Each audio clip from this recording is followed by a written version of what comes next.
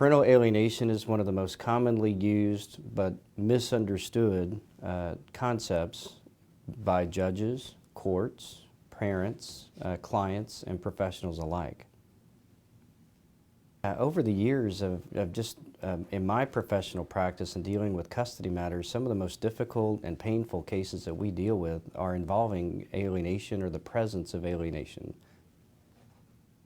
Well, alienation has so many different aspects to it. I can tell you what it's not. It's probably easier to tell you what it's not. Alienation is not where a kiddo's mad at another parent and doesn't want to spend time with them, or is just simply trying to avoid the other parent because of the conflict or other reasons that might exist inside of a custody matter.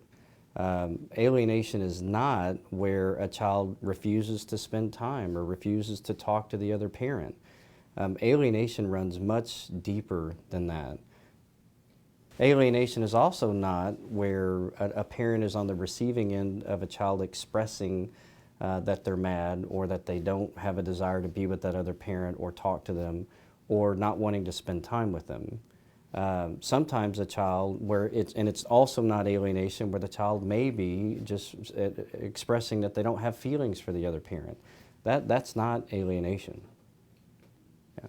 So oftentimes when those things that I've just mentioned are present, what the professionals are looking for is whether or not there's a rational basis or a rational explanation for that child's behavior or demonstration on the outward bound basis of not wanting to be with that other parent.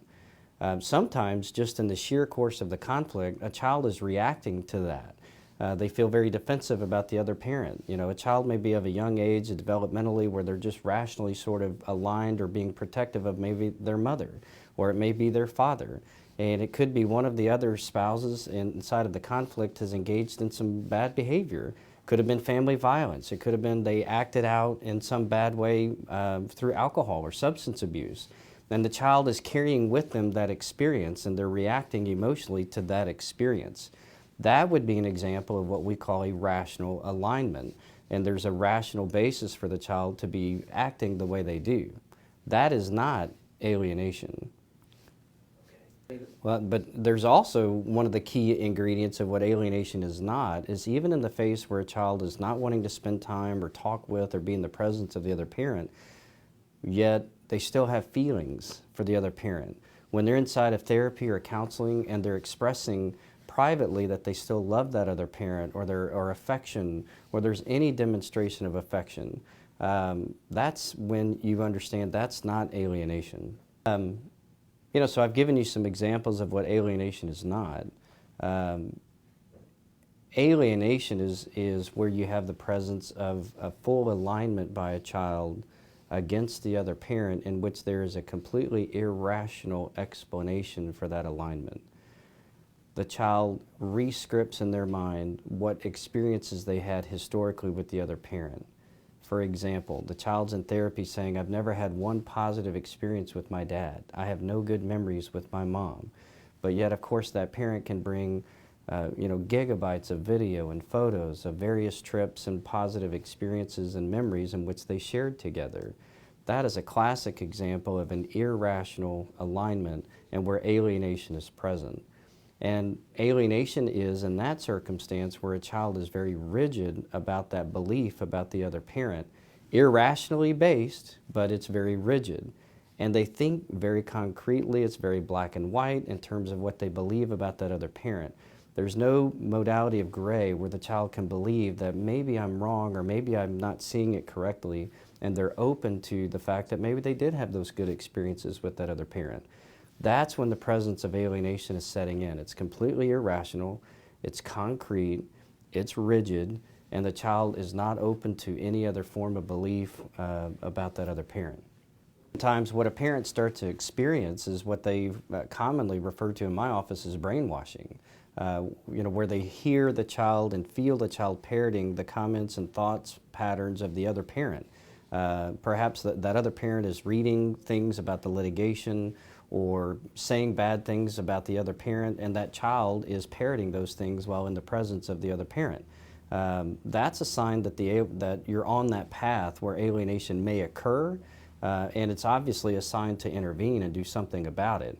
Because once the alienation sets in, it's very, very difficult and very emotional and very difficult to reconcile. So some of the examples that I've given, when a parent starts to see their child parroting and mimicking another parent's negative comments about the other parent, and you start to see these signs happening, you need to really start thinking about how to intervene, and you should consult with both a mental health and a family law professional. Because once you get down that path where the alienation hook is kind of set in, it's very difficult to deal with. Other examples that you can see of alienating like behaviors where a parent manipulates the schedule. Hey, your dad's going to pick you up, but then sets the dad up for failure because he doesn't show up and the child is left at soccer practice for an hour, and then mom has to come in and bail the child out or something. It could be that it's manipulation about money. Your mom promised us that she would pay for band camp or summer camp or that trip that was school or something, and then the blame starts shifting right to the other parent because they promised this, and sets the child up for constant disappointment, and that disappointment is constantly directed at the other parent for them failing to follow through on a promise that in effect was never really made. And so if you as a parent are experiencing these kinds of things, it's really important to immediately try to recognize those things and come and consult with both a family law professional who is very experienced in alienation, who can likely refer you to, or in combination, a mental health professional. Okay. What happens is one of the common mistakes that a parent makes is they begin the fight privately with the other parent, and they actually feed into the bait, if you will, of the alienating parent. And then things begin to escalate. And what the parent who's on the alienating end of things fails to take into account is how difficult it is, especially for a younger child, say 12 and under, 11, 10 and under, is that they don't even recognize how to process what they're feeling and what they're going through.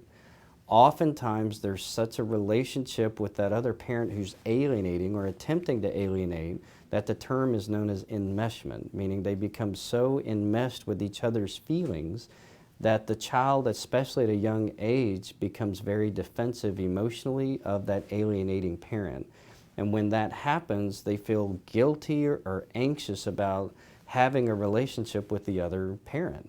And so it all starts to compound, and it becomes very, very difficult if you don't intervene very quickly, but most importantly, correctly.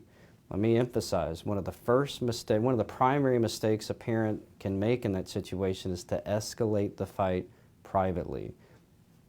Okay, I think this is a good examples of escalating that fight with the other parent. You're on the doorstep of exchanging the child, and in front of the child, you start accusing the other parent of what is clearly obvious. I mean, we as professionals can take what is clearly obvious, but if you start doing that in front of the child, what the alienated parent doesn't realize is you're actually increasing the anxiety of the child because of that potential enmeshment with the alienating parent. So it's very counterintuitive in terms of how you approach that situation. Is highly studied and highly controversial, and it narrowly missed being in the latest edition of the DSM-5. There are nationally recognized experts, Judith Wallerstein, Dr. Warshak, Leslie Drozd, who have all written the books on this, and have, for example, Wallerstein suggests that up to 15% of children in custody fights have been alienated in some way.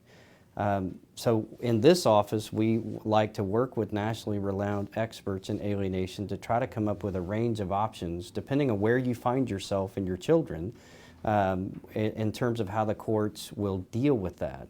The courts often misunderstand it in such a way that they're looking for options that are supported therapeutically, because sometimes, and even oftentimes, depending on how extreme the case is, removal of the child from the alienating parent is one of the options that has to be on the table.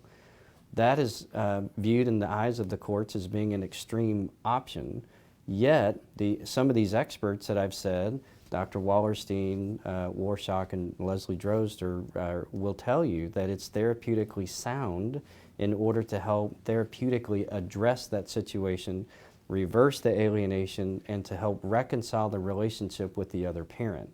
There are other ranges of options, but because that's viewed as such an extreme option, it's especially important to have a family law professional who can work with these nationally renowned experts in alienation and bring that evidence to the courts to help the court feel comfortable in all of the ranges of options to help reverse that alienation. When we suspect or we know that alienation or aligning or alienating behaviors are occurring, some of the tools that we'll use, or the courts will use, are professionals such as guardian ad litems, or guardians ad litem, mental health professionals such as family counselors or individual counselors. You can also get to the level of psychologists, child psychologists, or other psychologists for individuals, adults, and parents. Forensic evaluations, both psychological and or psychiatric. Sometimes that can be combined with a medical assessment as well if there are issues there that need to be factored into the assessment. Yeah, so some of the tools that we'll use as family law professionals to help address this alienating behavior, for example, would be an individual therapist for the child. One of the primary scope of treatment, if you will, in a situation like that is to help the child learn to process what's real and what's not real in terms of their experience with the other parent. If they're starting to become alienated or aligning or enmeshed with that other parent, they have to process what real memories and what real experiences they have, and they have to learn to feel and to love and to have affection for that other parent independent of the alienating parent, and that it's okay to do that. Tool that's necessary to help address that is for the alienating parent themselves to get into individual counseling or psychotherapy, for them to be therapeutically, I'd say, held accountable so that they can learn to realize the boundaries of their own words and their own behavior and how they are contributing.